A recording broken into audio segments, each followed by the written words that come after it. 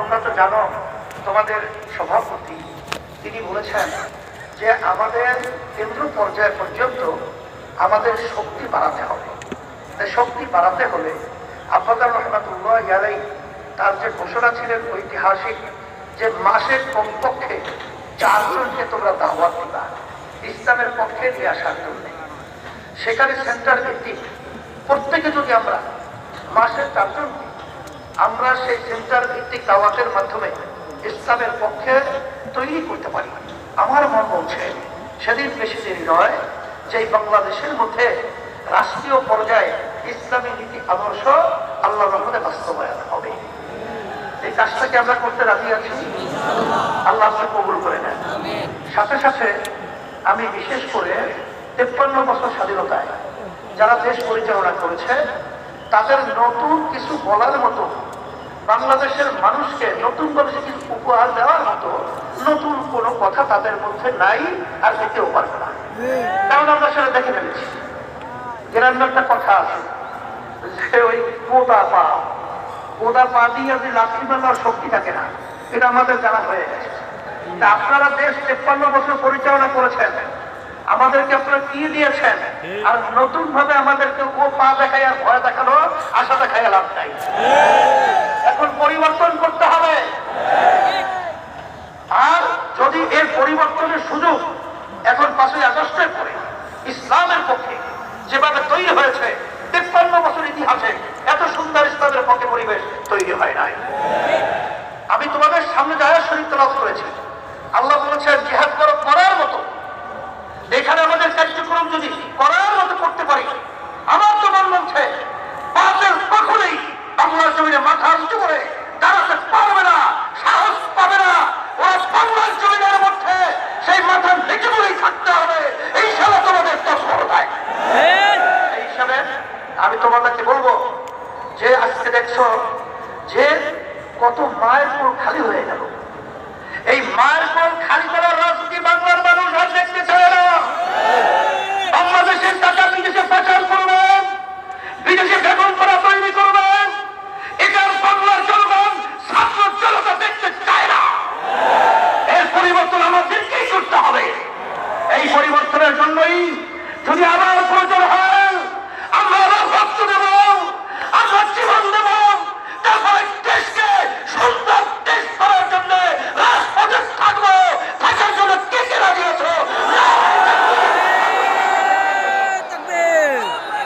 সাথে সাথে আমি বিশেষ করে অন্তর্বর্তীকালীন সরকারকে বলবো, আমাদের যুগ্ম মহাসচিব জাতি আতাউর রহমান সহ বিভিন্ন দায়িত্বশীল অবশ্যই বলেছেন যে আপনারা কোন জনগণের ভোটে নির্বাচিত সরকার নয়, আপনারা হল গণ অভ্যুত্থান, ছাত্র জনতা হাজারো হাজারো মায়ের কোল খালি করার বিনিময় আপনারা ক্ষমতায় এসেছেন।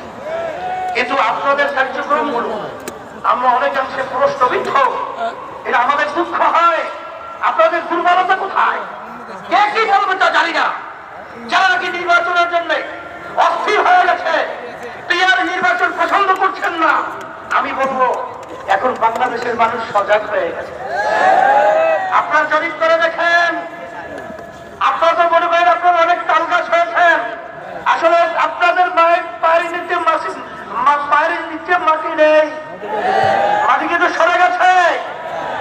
এখন এই বাংলাদেশের মধ্যে আর এই চাঁদাবাজদেরকে, এই যারা নাকি টাকা দখলকারীদেরকে, খুনিদেরকে, গুলিদেরকে বাংলাদেশের মানুষ দেখতে চায় না।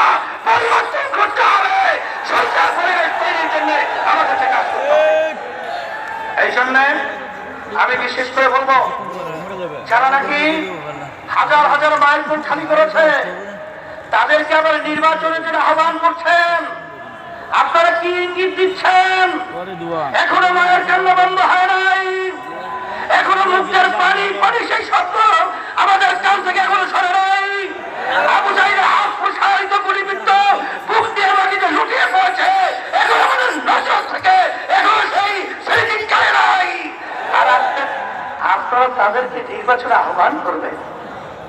আবার নির্বাচনে তাদেরকে নিয়ে এসে আপনারা ক্ষমতা দখল করবেন। এ ধোঁকাবাজি বাংলাদেশের জনগণ বুঝে গেছে।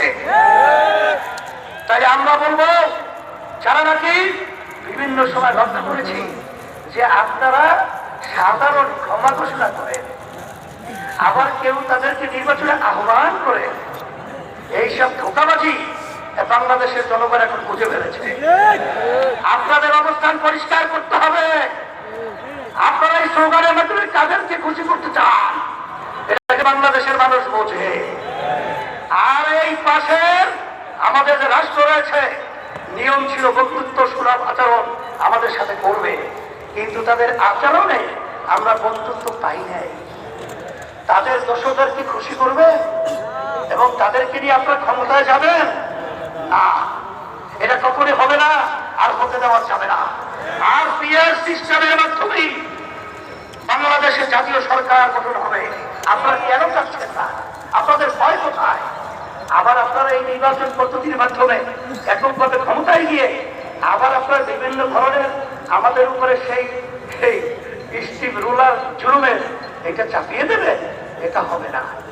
এই জন্য পিআর সিস্টেমে যদি নির্বাচন না হয়, ইসলামী আন্দোলন বাংলাদেশ, যুব আন্দোলন ফাউন্ডেশন থেকে আমরা ঘোষণা করছি, আমরা পিআর সিস্টেমে ওই নিম্নকক্ষ বলেন উচ্চকক্ষ বলেন সব সেক্টরেই পিআর সিস্টেমে নির্বাচন হতে হবে।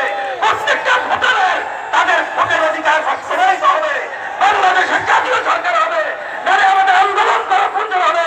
আন্দোলন করবো, সংগ্রাম করবো, পিআর সিস্টেমে নির্বাচন বাস্তবায়িত করে